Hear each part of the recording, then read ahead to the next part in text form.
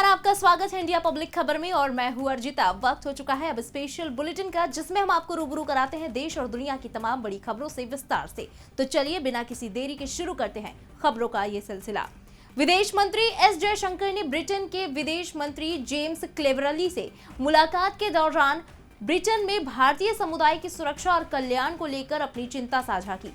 गौरतलब है कि भारत द्वारा पाकिस्तान के खिलाफ एशिया कप T20 मैच जीतने के बाद 28 अगस्त को हिंसा का सिलसिला शुरू हो गया था, जहां 18 सितंबर को लीसेस्टरशायर में युवकों के समूहों के बीच झड़प हो गई। हाल ही में स्मिथविक में दुर्गा भवन मंदिर के बाहर भीड़ ने हिंसक प्रदर्शन किया। इस मामले में पुलिस ने अभी तक 47 लोगों को गिरफ्तार कर लिया है।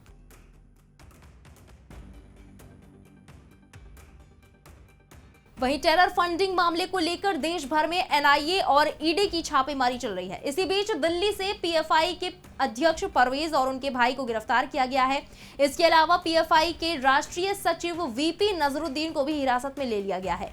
बताया गया है कि एनआईए की टीम इन्हें अपने साथ लेकर गई है। देश के 10 राज्यों में एनआईए छापेमारी कर रही है। इस दौरान 100 से ज्यादा लोगों को हिरासत में लिया गया है।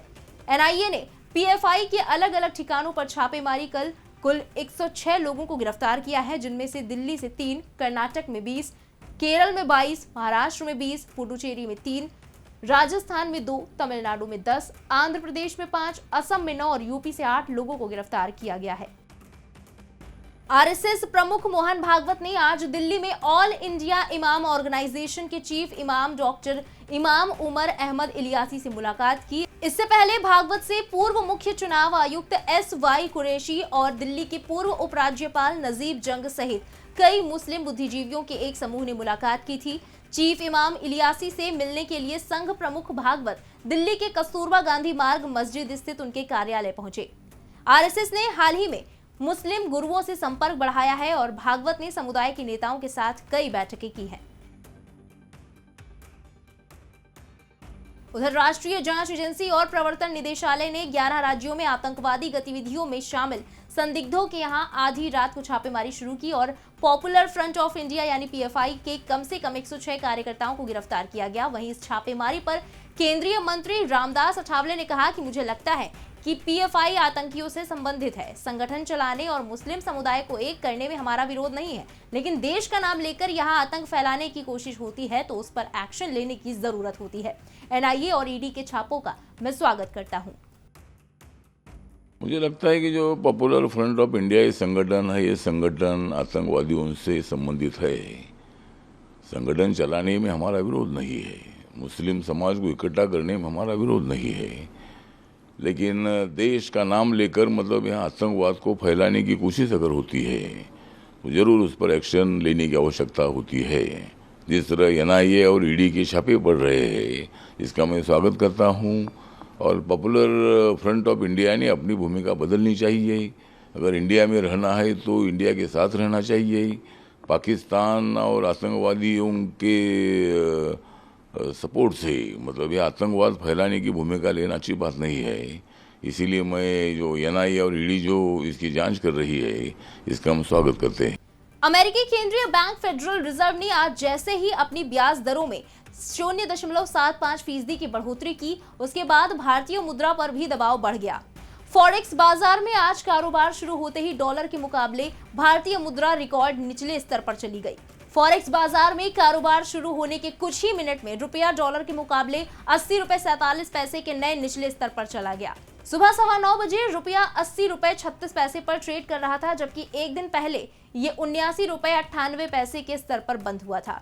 फेडरल रिजर्व ने आगे भी ब्याज दरें बढ़ाने का संकेत दिया है, जिससे माना जा सकता है कि भारतीय मुद्रा की कमजोरी भी आगे जारी रहेगी। साथ ही ये डॉलर के मुकाबले और नीचे जा सकती है।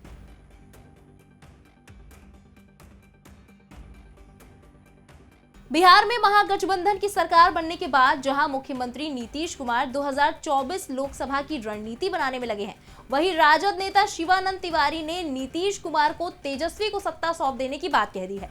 तिवारी ने कहा कि नीतीश कुमार ने यह कहा था कि एक आश्रम खोला जाए। 2025 में नीतीश कुमार तेजस्वी को बिहार की कमान देकर आश्रम चले। आश्रम में राजनीतिक प्रशिक्षण देने का काम किया जाएगा। मैं खुद भी आश्रम साथ में चलूंगा। शिवानंद तिवारी के नीतीश कुमार को आश्रम सलाह दिए जाने के बाद चर्चा शुरू है कि क्या शिवानंद तिवारी ने नीतीश कुमार को राजनीतिक संन्यास लेने की सलाह दे दी है।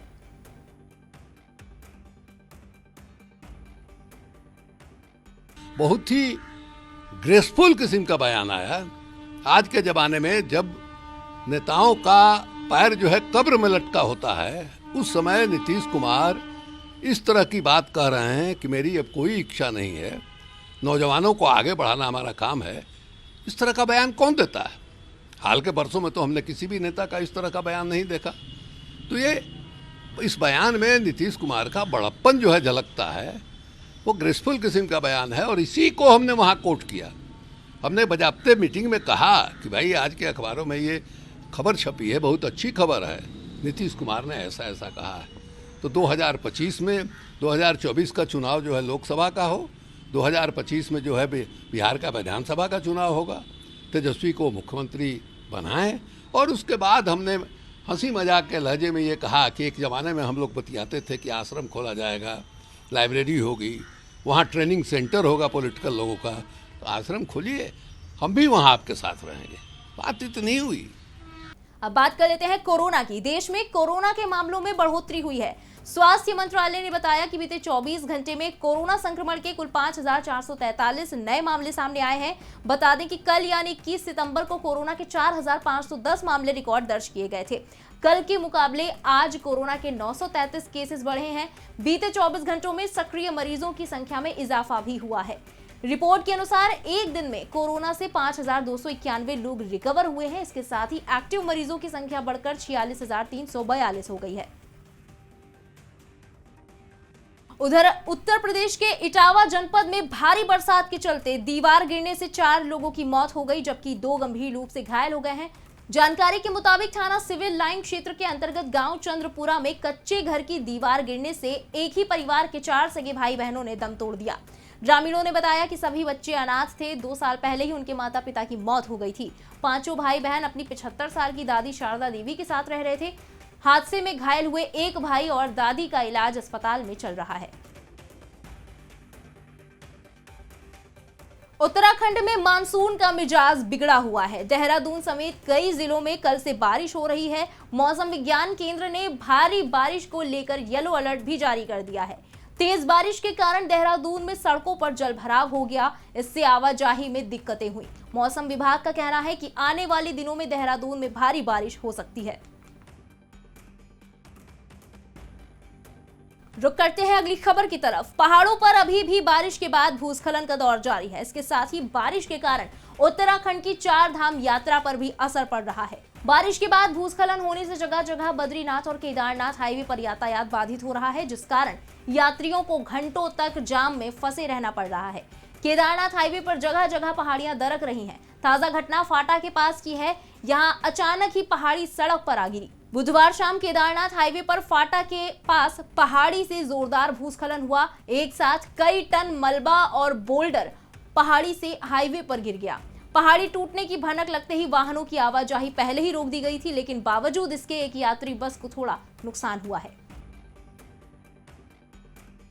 इसी के साथ इस स्पेशल बुलेटिन में बस इतना ही। देश और दुनिया की बाकी खबरें भी बाकी हैं, इसलिए सब्सक्राइब करना ना भूलें इंडिया पब्लिक खबर के YouTube चैनल को और बेल आइकन दबाएं ताकि चैनल से जुड़ी सारी लेटेस्ट अपडेट्स आप तक वक्त से पहुंच पाएं।